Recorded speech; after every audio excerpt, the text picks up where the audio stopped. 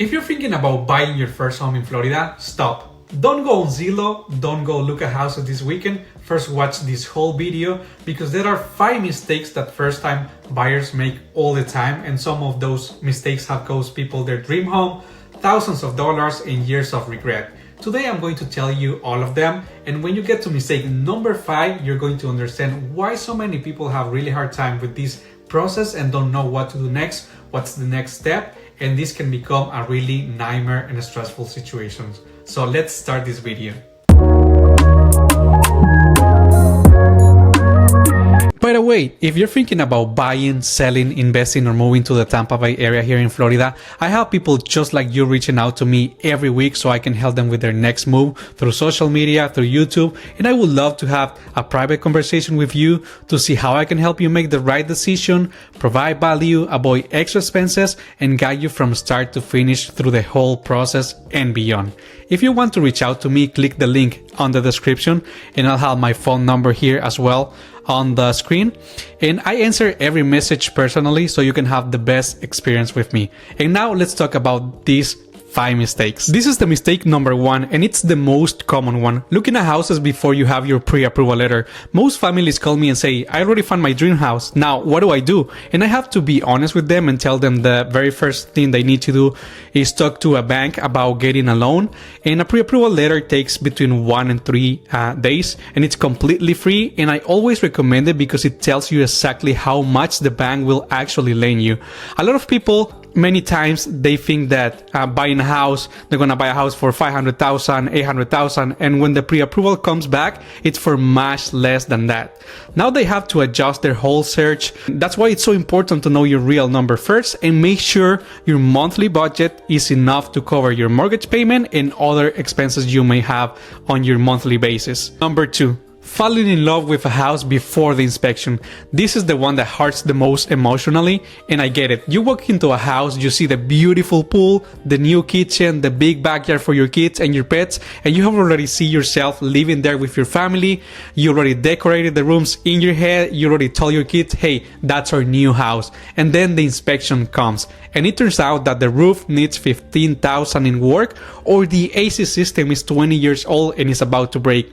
Or maybe there's a moisture problem that nobody knew about, not even the owners. Now, with big problems like this, you can try to negotiate with the seller to fix them before you buy many times, and most of the time the sellers agree to replace it, but sometimes the seller doesn't want to do that. So the best thing to do is just walk away from the deal, cancel the contract agreement if you as buyer you cannot cover this cost.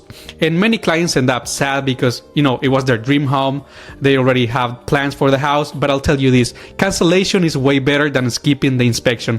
Buying the house and then finding out that you have to spend thousands of dollars fixing problems that you didn't know about it and it wasn't on your budget.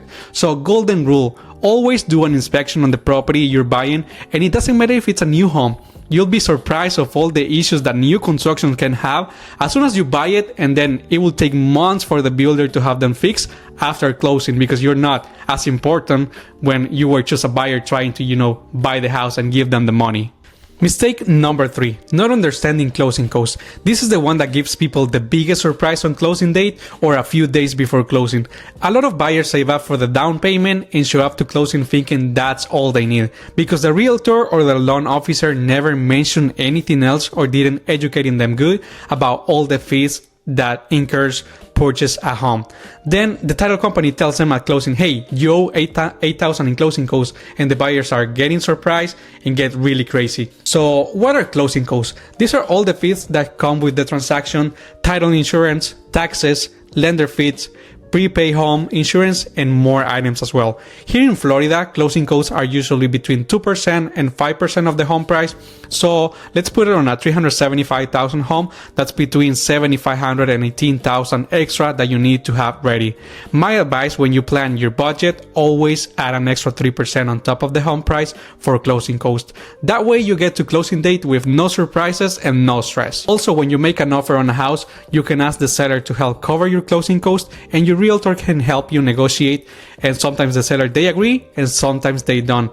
But I do want to point this out. When it comes to new construction homes, the builder will usually cover all of your closing costs. So you only have to worry about the down payment, and this is a very common incentives from the builder. So if you want more information about these builders here in the Tampa Bay and Central Florida, that also offer lower rates, reach out to me and I'll be happy to give you all the details and guide you through the process, because again, they have the incentives for lower rates, cover your closing costs, and sometimes you don't even have to put down payment. So you go to a house without zero down payment. Mistake number 4.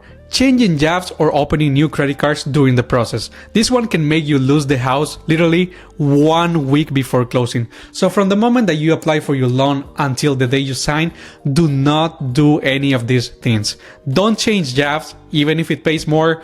Don't open new credit cards. Don't buy a car or furniture or appliance on credit, and do not move large amounts of money without telling your lender, your loan officer. And the reason why is because the bank checks your finances again just days before closing, and if anything change, they can cancel your loan right then and there. I've seen families lose their dream home and even their deposit, their escrow deposit from the purchase, because they bought a new car during the process. So please don't be that person. And we made it to mistake number 5, the one that I see the most: not working with the right agent or not having an agent at all. A lot of people think that they can buy a home on their own using Zillow or Realtor.com just to save the agent's commission, but here's the truth.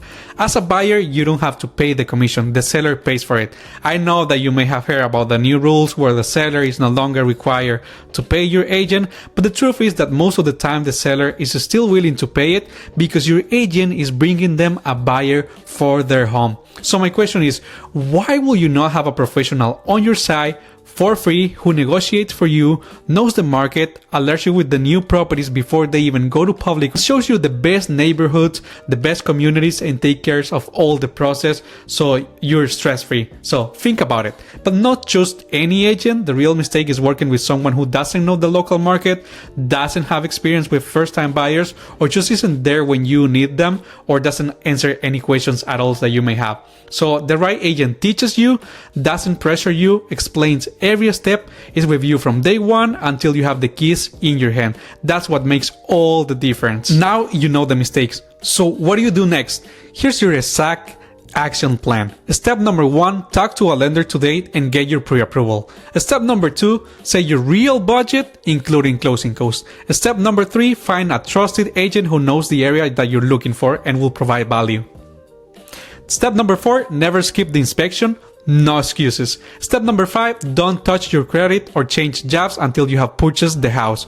And if you follow these steps, buying a home can be one of the most exciting things you'll ever do instead of a nightmare. So again, if you're thinking about buying, selling, investing, or moving to the Tampa Bay area, I would love to have that private conversation with you, not to sell you anything, but just to help you make the right decision, avoid any of these mistakes, and guide you through every single step, provide value. So reach out to me directly at this number or click the link on the description, and remember, I answer every message personally and I would love to help you. And if this video helped you, please like the video right now, share it with someone who's looking to buy a home, and subscribe, because every week I bring new content just like this, and also home tours right here in the Tampa Bay, Florida. Click the next video to see what kind of homes are out there and just how affordable it can be to buy here in Florida, even houses with a pool. So see you in the next one.